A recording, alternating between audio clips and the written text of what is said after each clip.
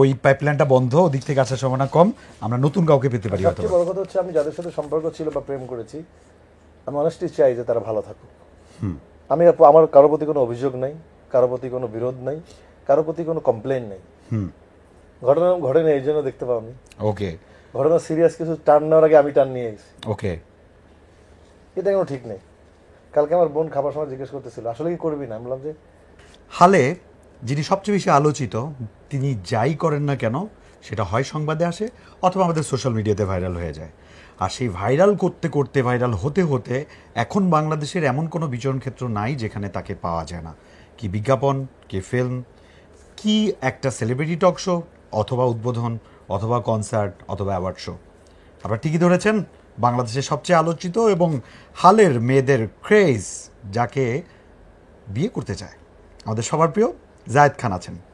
ভালোই লেগেছে না, একটাকে নিয়ে একটু কথা বললে তো ভালোই লাগে। অবশ্যই চর্চা হওয়া উচিত, চর্চা ছাড়া তুমি হারিয়ে যাবো। তো চর্চা ছাড়া হারিয়ে যাব। তো আমরা প্রেম বিষয় থেকে বিবাহ বিষয়ে কখন যাব? এটা কোনো ঠিক নেই। কালকে আমার বোন খাবার সময় জিজ্ঞেস করতেছিল আসলে কি করবি না, আমি বললাম যে I am enjoying my stardom. কয়েকদিন জায়গা ঠাস করে পড়ে যাবে আমি জানি এই মুহূর্তে। আমরা কিছুদিন যাক, তারপর দেখা যাক। আল্লাহ নিশ্চয়ই let me enjoy my stardom. আচ্ছা, এর মধ্যে এমনও তো হতে পারে যে বিয়েটাও স্টারডামটাকে বলা হয় যে বিয়ের পর নাকি বরকত বাড়ে। সো আমি সেই পরীক্ষায় যেতে চাই না। ওকে, সো আমি বিয়েতে যা আছি ভালো আছি, এর বেশি ভালো চেয়ে ভালো চাই না, এটাও হারাইতে চাই না। বিয়েতে ভয় পাই। আচ্ছা, সো আলটিমেটলি বলা হয়ে থাকে আমাদের যে সামাজিক ব্যবস্থা, ধর্মীয় আমরা যে শাসনগুলো মেনে চলি, সেখানে বিয়েটা একটা কালচার হয়ে গেছে, বিয়ে করতেই হয়। এই কালচারটা তো আজও কালো একসময় ফলো করতেই হবে। তো দেখা গেছে যাদেরকে নিয়ে কানাঘুষা চলছিল, বলা হয় থাকে পপির সাথে প্রেম ছিল, তো পপিও হারায় গেল, জায়েদ খান রয়ে গেল। এরকম এক এক সময় জায়েদ খানের যখন ক্যারিয়ার শুরু হয়েছিল, হেন কোনো আমাদের লিডিং নায়িকা ছিল না যাদের সাথে জায়েদ খান কাজ করে নাই। আর জায়েদ খান কাজ করছে মানেই তো একটা রিউমার শুরু হয়েছে। তো সেখান থেকে আমরা তো কোনো নায়িকাকে পার্মানেন্টলি দেখতে পারলাম না কেন? ঘটনা ঘটেনি এই জন্য দেখতে পাওনি। ওকে, ঘটনা সিরিয়াস কিছু টার্ন নেওয়ার আগে আমি টার্ন নিয়ে গেছি। ওকে, ওই কারণে আমরা দেখতে পারি না। তো যদি কখনো জায়েদ খান বিয়ে করে, এই যে নায়িকাদেরকে নিয়ে আলাপ হয়েছে তাদের মধ্যে থেকে কাউকে আমরা দেখতে পারবো? যারা আলাপ হয়েছে তার ম্যাক্সিমাম তো বিয়ে করে বাচ্চা করে ফেলছে। তা তুমি আবার সেখানে ঘর ভাঙতে চাও কেন আমাকে? না, তাদেরও তো অনেকে আবার ঘর ভেঙেও গেছে, এরকমও তো আছে। ভাঙার পরে একবার ভাঙাই ঠিক আছে, বারবার ভাঙতে গেলে তো ঘরেই চাপা পড়ে যাবে। ওকে, একবার ভেঙেই সুস্থ থাক। ওকে, সো ওই পাইপলাইনটা বন্ধ, ওদিক থেকে আসার সম্ভাবনা কম, আমরা নতুন কাউকে পেতে পারি। সবচেয়ে বড় কথা হচ্ছে আমি যাদের সাথে সম্পর্ক ছিল বা প্রেম করেছি, আমি অনেস্টলি চাই যে তারা ভালো থাকুক। আমি আমার কারো প্রতি কোনো অভিযোগ নাই, কারো প্রতি কোনো বিরোধ নাই, কারো প্রতি কোনো কমপ্লেন নেই। আমি তাদেরকে ভালোবেসেছি বলেই তো সুন্দরভাবে অতদিন ছিলাম। তাদের সবার প্রতি আমার শ্রদ্ধা, ভালোবাসা, সম্মান। ভালো থাকুক সবাই।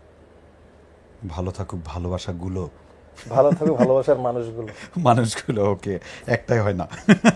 ওকে, এনিওয়ে, সো এই মুহূর্তে যেহেতু তুমি তোমার স্টারডামটা এনজয় করছো এবং তুমি বলছিলে যে আমি জানি এটা ঠাস করে পড়ে যাবে, ঠাস করে যেন না পড়ে তার জন্য তুমি কি করছো?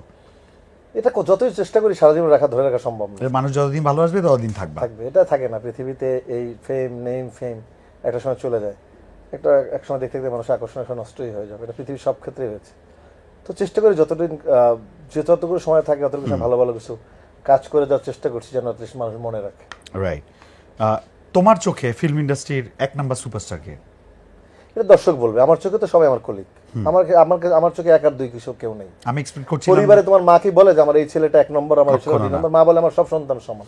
তো আমি তো ফিল্ম ইন্ডাস্ট্রি একজন মানুষ, সবাই আমার কলিগ। এটা দর্শকরা ছবি দেখে, তারা দর্শক নিয়মিত, তারা আগে এটাকে মার্কিং করে। দ্যাটস ইট, আর কিছু না। আমার চোখে জায়েদ খান তো এটাও বলতে পারে যে জায়েদ খানের চোখে জায়েদ খানই নাম্বার ওয়ান। না, আমি সেটা কখনোই বলবো না। আমি তো বলি আমার ফ্যামিলিতে আমরা সবাই একটা পরিবার।